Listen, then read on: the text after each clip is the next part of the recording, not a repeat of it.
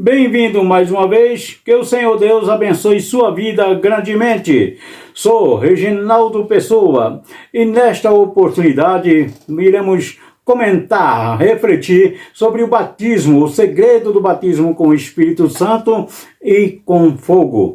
Será que sabemos realmente qual a diferença, o que significa realmente ser batizado com o Espírito Santo e com fogo? Quero agradecer a todos que já se inscreveram no canal, que já fazem parte dessa grande família. Que o Senhor Deus abençoe. E se você ainda não faz parte dessa família, vem fazer parte dessa família. Vem, se inscreve. Aproveita que é de graça. Se inscreve e ativa o sininho das notificações. E eu já te convido também, vai deixando o seu like para nos abençoar neste canal.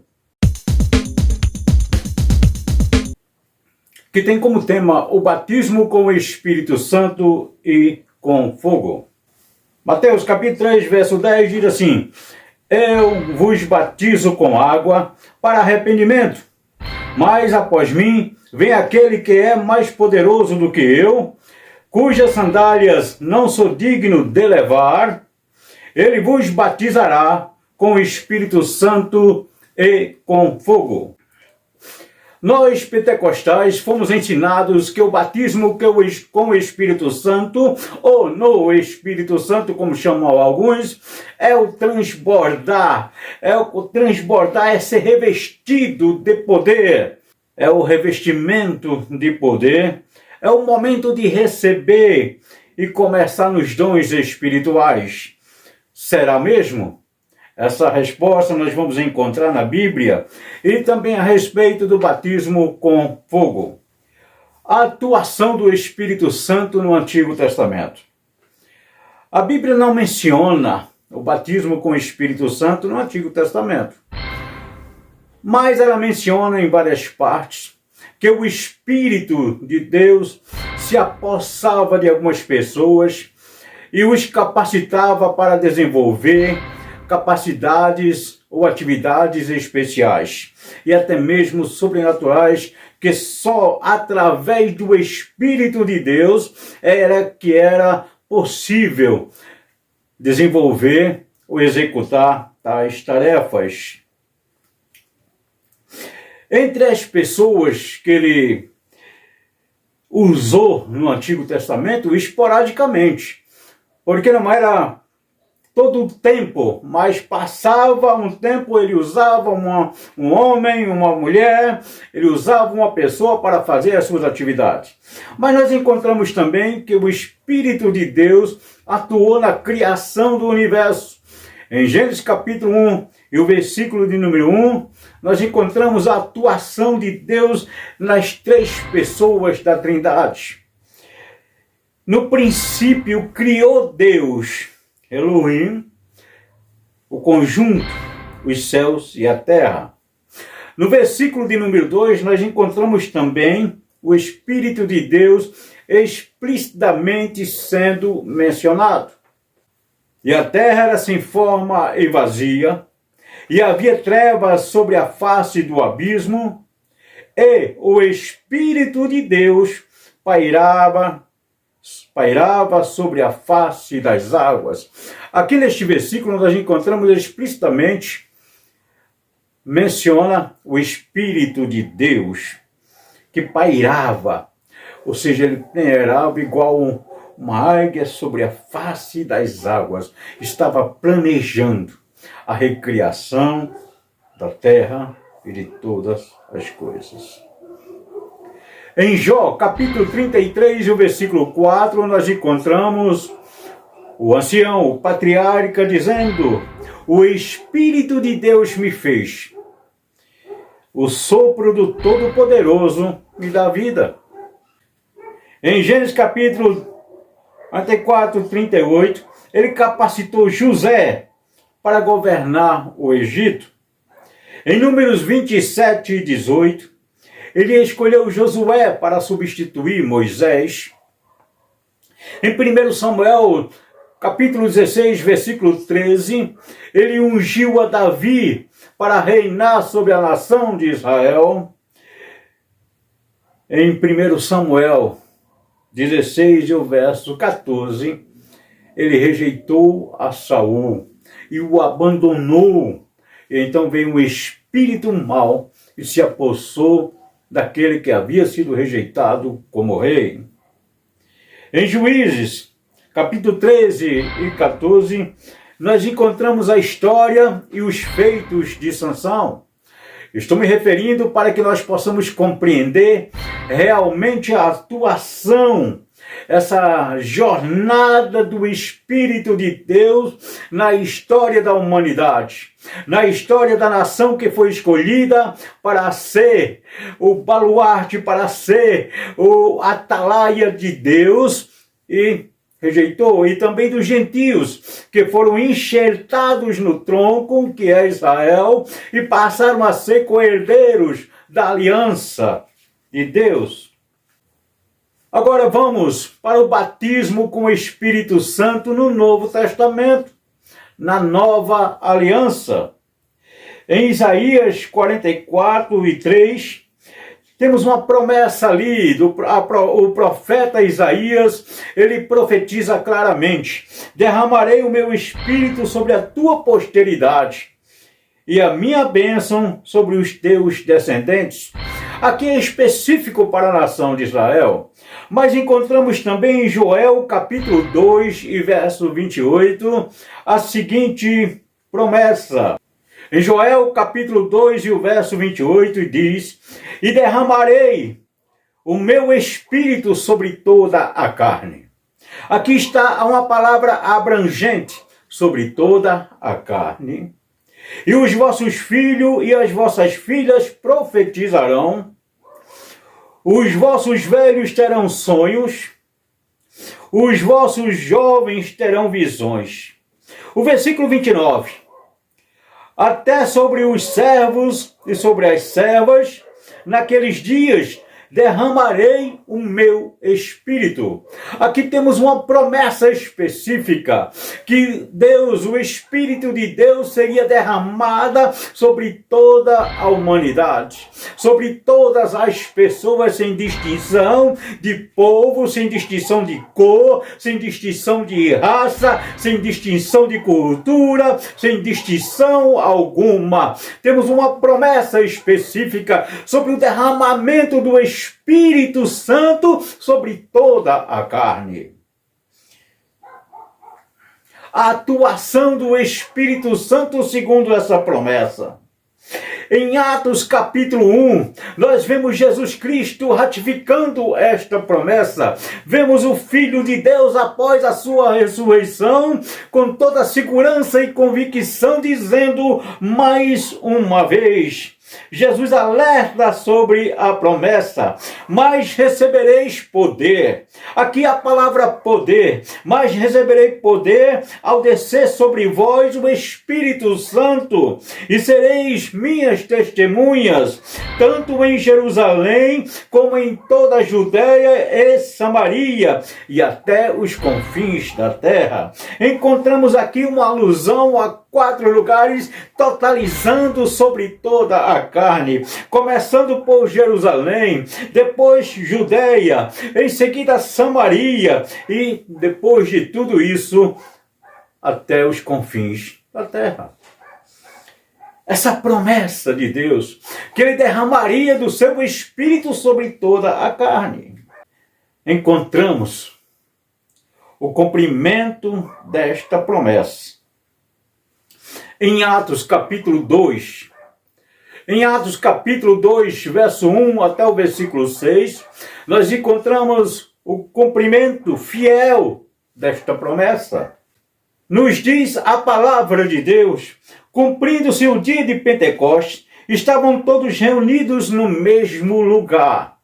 De repente veio do céu um som, como de um vento impetuoso, e encheu toda a casa onde estavam assentados, e viram línguas repartidas como que de fogo, as quais pousaram sobre cada um deles. Todos foram cheios do Espírito Santo e começaram a falar em outras línguas, conforme o Espírito Santo lhes concedia que falassem. E em Jerusalém estavam habitando judeus, homens religiosos, de todas as nações que estão debaixo da terra. Mais uma vez o texto vai nos levar aqui, que estavam reunidos ali em Jerusalém. Várias pessoas estavam naqueles dias deste acontecimento, do derramamento do Espírito, do cumprimento desta promessa, pessoas de todas as nações, que estão debaixo do céu. No versículo de número 6 encontramos: correndo aquela voz, ajuntou-se uma multidão e estava confusa, porque cada um os ouvia falar na sua própria língua. Ou seja, nós encontramos aqui, em Atos capítulo 2, do versículo 1 até o versículo 6, a Bíblia é específica a nos relatar que, ao contrário do que aconteceu na Torre de Babel, onde as pessoas ali não entendiam mais um ao outro, porque foi uma mistura, agora um surgimento de vários idiomas. Aqui em Atos capítulo 2 nós encontramos que, em vez de espalhar como foi o caso da Torre de Babel, em Atos capítulo 2 nós encontramos o seguinte: o ajuntamento. Quem era da Etiópia ouvia aqueles falar na sua língua natal, e eles eram judeus. Aquelas pessoas que ali estavam. Quem era da Líbia, estavam ouvindo ali eles falar na sua própria língua. Naquele dia, estavam todos eles ouvindo os seus idiomas sendo falados por aquelas pessoas que foram cheias do Espírito Santo. E esta multidão que ficou ali, que correu àquele lugar, estava confusa. Como pode? Essas pessoas que não falam o nosso idioma e agora estão falando a nossa língua. Eu estou entendendo o que ele está dizendo. Vamos trazer para hoje. Se fosse aqui aquela pessoa que não sabe nada de japonês e ele está ali e ele começa a falar em japonês, na linguagem japonesa. O outro começa a falar na linguagem chinesa. O outro começa a falar em espanhol. O outro falando em alemão. Pessoas que nunca estudaram idioma nenhum e agora eles estavam cheio do Espírito Santo, falando na língua daqueles povos. O cumprimento desta palavra foi naquele dia. O derramamento continuou em Samaria, capítulo 8 de Atos dos Apóstolos. Capítulo de número 10, nós vemos também a descida, o derramamento ali sobre Cornélio. E a pergunta que agora nós podemos fazer: por que o derramamento do Espírito Santo naqueles dias foi de um impacto tão grande? Foi de uma maneira tão extraordinária que hoje nós não já o encontramos mais, não o vemos mais. E a resposta é que naquele tempo, o livro de Atos dos Apóstolos, nós podemos entender ele como um livro de transição. Um livro de transição entre a antiga e a nova aliança. Se na antiga aliança o Espírito Santo, ele usava as pessoas em tempos esporádicos, em tempos distintos, para tarefas específicas, agora no livro de Atos dos Apóstolos nós encontramos o derramamento sobre toda a carne, também para equipar pessoas para exercer tarefas específicas. Essa é a interrogação que fazemos hoje, porque nós pentecostais aprendemos que o batismo com o Espírito Santo é para equipar com os dons. Mas antes destes dias, nós encontramos o Senhor Jesus soprando o Espírito sobre os seus discípulos. E ali no dia de Pentecostes, os seus discípulos estavam reunidos, cerca de 120 pessoas, daquelas 500 que viram o Senhor ascender aos céus, que eles estavam orando naquele lugar e sentiram descer, eles presenciaram, eles foram cheios, eles realmente transbordaram no Espírito Santo de Deus. Era um momento de transição.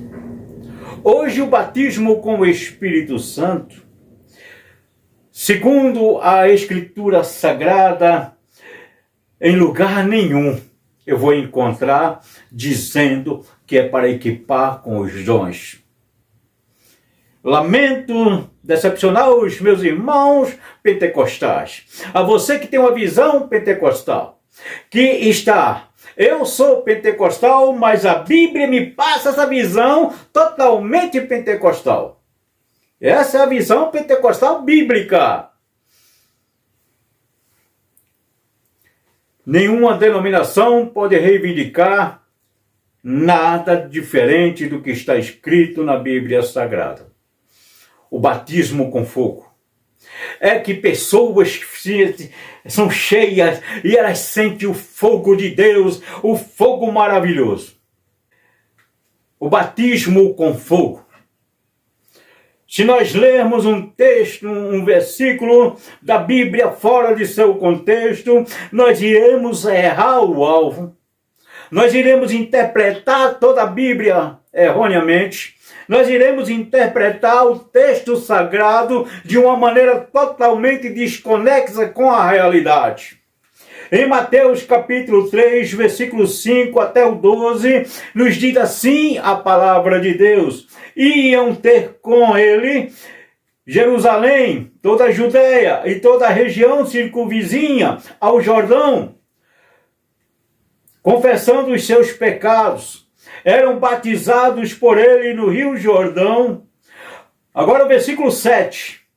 Mas vendo ele, muitos dos fariseus e dos saduceus que vinham ao batismo, disse-lhes: raça de víboras, quem vos ensinou a fugir da ira futura? Produzi frutos dignos de arrependimento, e não penseis que basta dizer: temos por pai a Abraão. Eu vos digo que destas pedras Deus pode suscitar filhos a Abraão. Olha a posição de João, quando ele viu que muitos dos fariseus e saduceus vinham até ali. E ele começou agora a admoestar, a alertar aqueles povos, aqueles que ali estavam, e também a exortar os fariseus e saduceus que ali se aproximavam. O versículo de número 10. O machado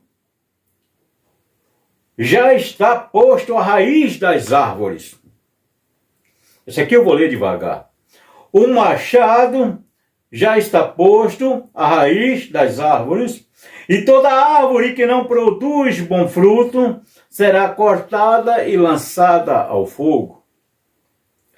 Versículo 11. Eu vos batizo com água para arrependimento, mas após mim vem aquele que é mais poderoso do que eu, cujas sandálias não sou digno de levar.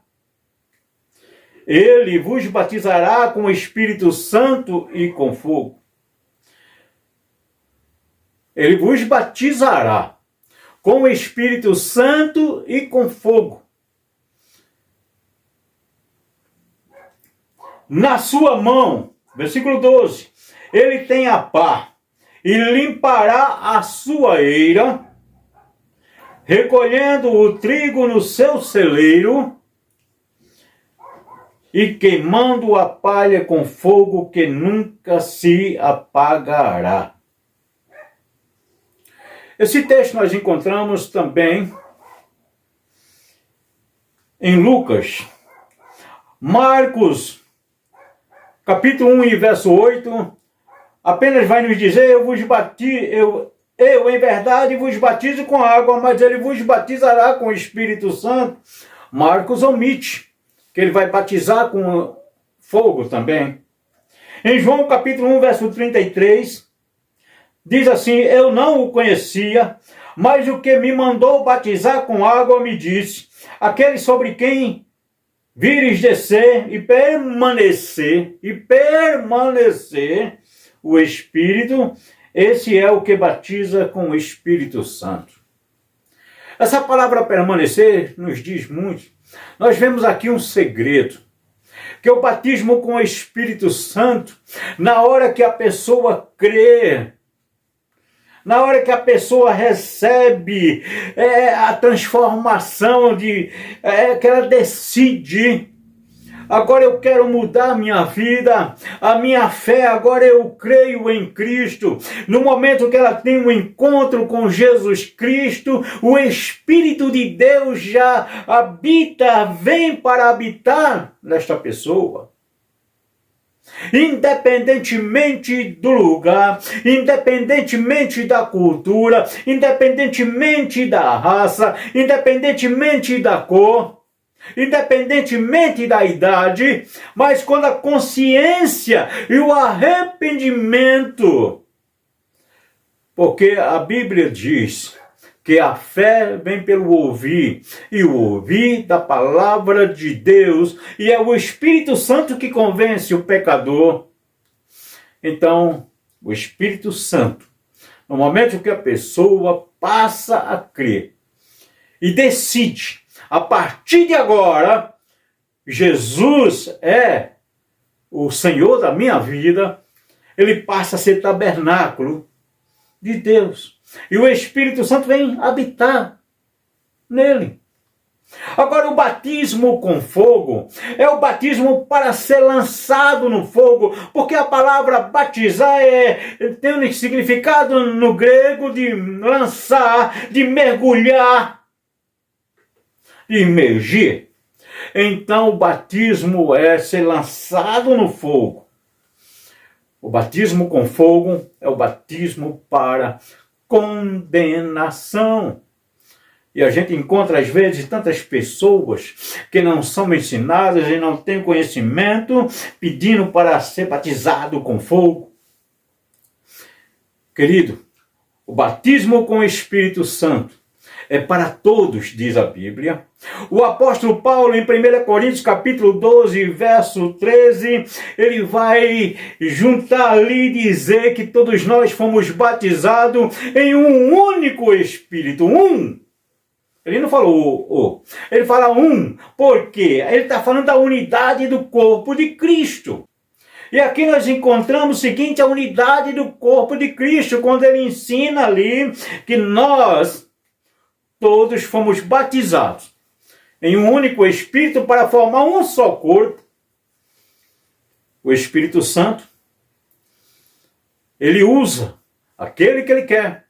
Ele usa aquele que ele decide usar. Quero agradecer a você que esteve conosco até agora, que assistiu esse vídeo, e te convidar, se você ainda não se inscreveu, se inscreve neste canal, ativa o sininho das notificações para você ser notificado e não perder nenhum conteúdo. E eu te convido a estar conosco no próximo vídeo, se o Senhor assim permitir. Que Deus abençoe sua vida.